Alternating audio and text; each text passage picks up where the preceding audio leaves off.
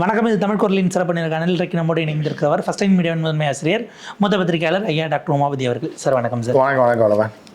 பங்களாதேஷ் இப்போ பற்றி எரிஞ்சிக்கிட்டு இருக்கு. யார் கொண்டு வந்து உட்கார வச்சாங்களோ அவங்களே அடியில் தீய வச்சிட்டாங்களாங்கிற ஒரு சிக்கல் இருக்குது. முகமது யூனுஸ் அடுத்து என்ன ஆவாருங்கிறத தாண்டி இங்கே பாஜகவினர் ஒவ்வொரு ஸ்டேட்டில் போராட்டம் பண்ணுறாங்க. யாரை எதிர்த்துனா முகமது யூனுஸ் எதிர்த்து போராட்டம். அதில் ஒருத்தர்லாம் சொல்கிறாரு, எங்கள் ஜியை கண்டு ஜம்மு காஷ்மீரில் பாஜக தலைவர் எங்கள் ஜியை கண்டு யூஎஸ் சைனாவே நடுங்கிறான். பங்களாதேஷ்லாம் என்ன சாதாரணம் பாருங்க, இன்னும் 2 நாளில் அவர் சொல்லி 5 நாள் ஆச்சு, ஒன்றும் பண்ணல. எப்படி பார்த்துட்டு அதாவது என்னென்னா, இந்த முதல் முறை இந்திய சரித்திரத்திலே முதல் முறையாக நம்ம தான் ரிலீஸ் பண்ணாது.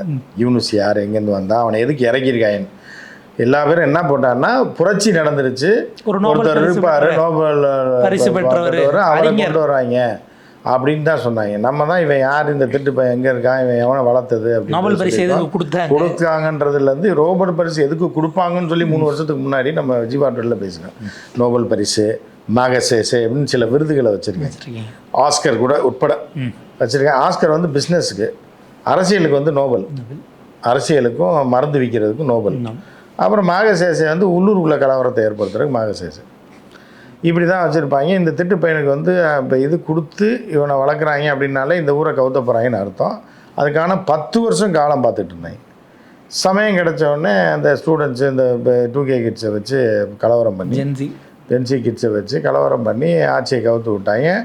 அப்போ என்னன்னா யூனுஸ் கொடுக்க போட்ட இது என்ன அப்படின்னா, நீ இந்தியாவுக்கும் சைனாவுக்கும் டெரராக இருக்கணும், எங்களோட ஏவல் நாய் பாகிஸ்தான் தளபதியே வர வைப்போம், ஆனால் உன் நாட்டுக்கு எதிரி பாகிஸ்தான்லேருந்து தான் நீ சுதந்திரம் வாங்கினீங்க, பாகிஸ்தான்காரன் தான் உங்களை நசுக்குனது, பாகிஸ்தான்காரன் தான் உன்னை பிச்சைக்காரனாக வச்சுருந்தது, அதனால தான் வந்தோம். ஆனால் அவங்க மக்களை வந்து மாற்றணும் அப்படின்னா மண்டையை கழுவி இவங்கெல்லாம் ஊழல், யார் ஷேக் ஹசீனா ஊழல், அவங்க அப்பா தானே சுதந்திரத்தை அந்த ஊருக்கு நேஷன், அவரை சிலையை உடைச்சி கலவரத்தை உண்டு பண்ணி பாகிஸ்தான் நம்மளும் ஒன்று அறியாத வாயில் மண்ணுன்ற மாதிரி நீ பண்ணணும்னு சொல்லி இறக்கி விட்டாங்க.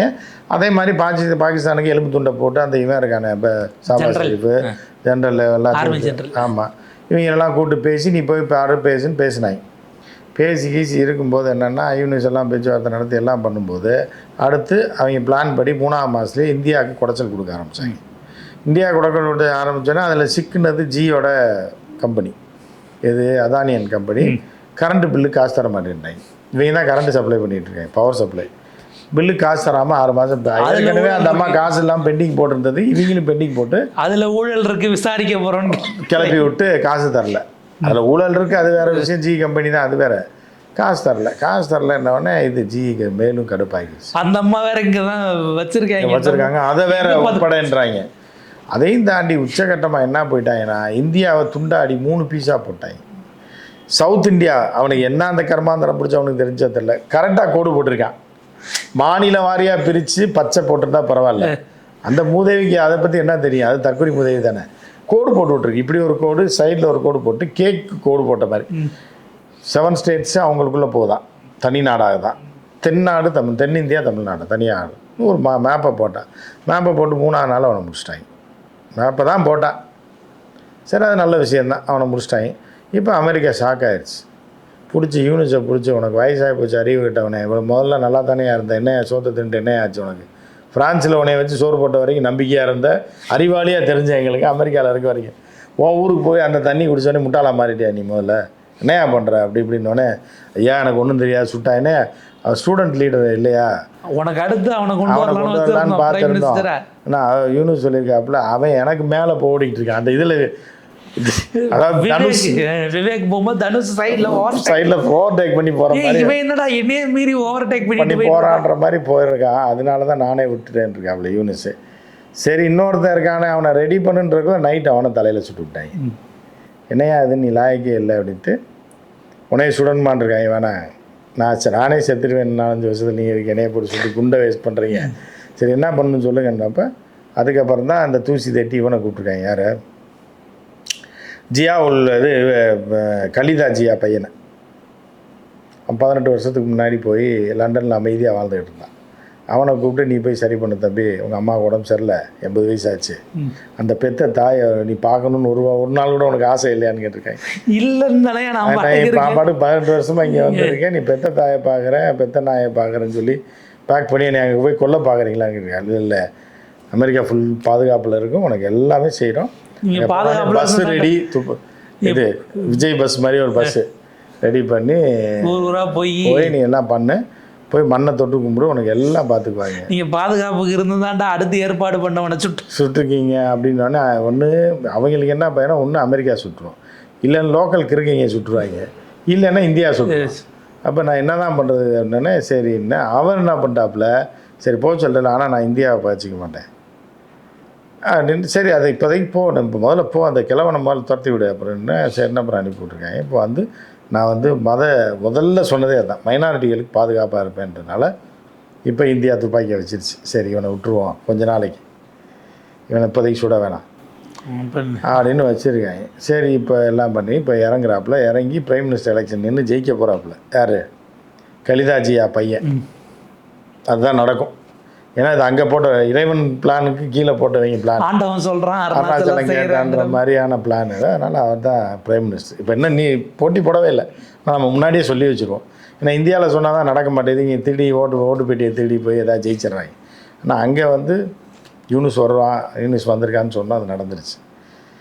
நம்ம ரஷ்யா எலெக்ஷன்லேருந்து சொன்னது எல்லாமே நடந்திருக்கு. இப்போ என்னென்னா இந்த எலெக்ஷனில் கலிதாஜியா பையனை கொண்டு பிரைம் மினிஸ்டர் ஆக்கி விட்டுட்டு யூனுஸை ஜனாதிபதி ஆக்கலான்னு ஒரு ஐடியாவில் இருக்காங்க. இதுக்கு இடையில யூனுஸ் ஏதாவது கரடி வேலை பார்த்தா இப்போ இது சென்ட் ஆஃப் பண்ணிடுவாங்க. பண்ணிவிட்டு அதோட அங்கேயே போச்சுருவாங்க. இல்லை ஆனால் யூனுஸ் பண்ண மாட்டாங்க, யூனுஸுக்கு தெரியும், ஏன்னா அவங்க கூட இருந்தால் தானே. அதனால் இப்போ என்ன பண்ணியிருக்காங்கன்னா யூனிவர்சிட்டி சொல்லி சரி ரைட்டு கொஞ்ச நேரம் அமைதியார், 2 ஸ்டூடெண்ட்டை சுட்டாங்க. இவன் இப்போ ஸ்டூடெண்ட்டு காலி, எல்லாம் வீட்டுக்கு போயிடுவான். எவனும் போராட்டத்துக்கு வரவன் கூப்பிட்டா தானே வருவான். தலைவனை போட்டால் அவனுக்கு என்ன தெரியும்? அவனுக்கு டாக்காவுக்கு பஸ் ஏறுறதுக்கு இது பார்த்து தெரியாது, காசு இருக்காது. அந்த பஸ்ஸையும் அவங்களே போராட்டத்தில் அடிச்சு கிடையாது.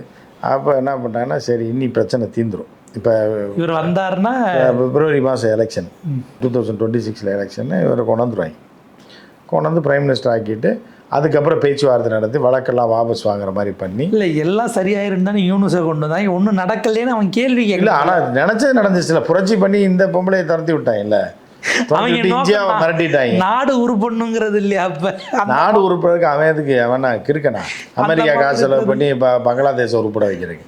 அதை நாசமாகணும், பக்கத்தில் இருக்கணும், நாசமாகணும். வடிவேல் காமெடி மாதிரி தான், அப்போ நாசமாகணும். நான் என்ன குடும்ப நாசமாக போகணுன்றது தான் அவனோட. நான் லவ் பண்ணா என்ன, நீ லவ் பண்ணா என்ன, மொத்தத்தில் அந்த குடும்ப நாசமாக போகணுன்ற கதையில் நான் இது என்னன்னா, ஒன்று இந்தியா நாசமாக போகணும், பங்களாதேஷ் பாகிஸ்தான் நாசமாக போகணும், சைனாவும் நாசமாக போகணும். நீ 4 பேர் நாசமாக போகணுன்னா எது வேணாலும் பண்ணலான்றது தான் அவங்க பண்ணுறாங்க. இப்போ யூனிஸை இவங்க நாசப்பட்டாங்க. ஜி சாதாரண ஆள் கிடையாது. ஜி இப்போ டப்புன்னு என்ன பண்ணுறாங்க, எக்ஸ்டர்னல் அஃபேர்ஸில் போட்டு அவனை போடுங்கடா, அவனை ஏன்டா ஆட்டோவில் போயிட்டுருக்கேன், அவனை அடிச்சு கொள்ளுங்கடான்னு சொல்லி கொண்டு விட்டாங்க. அவனையும் கொண்டு விட்டாங்க. இன்னொரு நின்றுட்டு தான் தலையில் வேறு இடத்துல சுட்டா பொழைச்சிருவான்னு தலையில் சுட்டாங்க. அப்படியே அவன் பொழைச்சிட்டான் தான் பெரிய கிராஸில் சுட்டாங்க. மண்டை ஓட்டில் மட்டும் ஓட்ட விழுந்து மூளைக்கு ஒன்றும் ஆகலை. ஆனால் சீரியஸாக தான் இருக்கான், பிழைக்க மாட்டான், அவ்வளோதான். இப்போ யூனிஸ் இப்போ பயத்தில் இருக்காப்புல, அடுத்து நம்மளை தூங்கும்போது சுட்டாயின்னா என்ன பண்ணுறது? அதனால் ராணுவ தளபதி சொல்லியிருக்காங்க, சுடலாம் மாட்டோம், தலையணை வச்சு அமுக்குனால போய் சேர்ந்துருவேன் நீ. அதனால் முதலாளி சொல்கிறத கேட்டு ஒழுங்காக இருந்துருக்காங்க. அதனால் அப்படியே போய்ட்டுருக்கு. இல்லை சார், இப்போ அங்கே ஹிந்து கோயில்கள் தாக்கப்படுது. ஏதோ ஒரு ஊரில் ஒரு சின்ன தீவில் ஒரு இந்து கோயில் இருந்து அதில் வெள்ளம் வந்தாலே நம்ம ஜி கண்ணீர் மல்க அறிக்கைலாம் கொடுப்பாப்புல. இப்போ அங்கே தாக்கப்படுறாங்க, கொல்லப்படுறாங்க, இல்லை விஷயங்கள் நடக்குது, கோவில் தாக்கப்படுதுன்னா ஒரு ஸ்டேட்மெண்ட் வரணும். இல்லை அதை நாங்கள் சொல்ல மாட்டார். அவர் சொன்னார்னா அங்கே சவுதி அரேபியாவில் என்ன தர மாட்டார், நீங்கள் இங்கே பண்ணிங்கன்னா அங்கே இடிக்கும். புரியுதா? மோடிஜியோட துணி தைக்கிற டெய்லர் தைக்க மாட்டான், புரியுதா அவங்களுக்கு?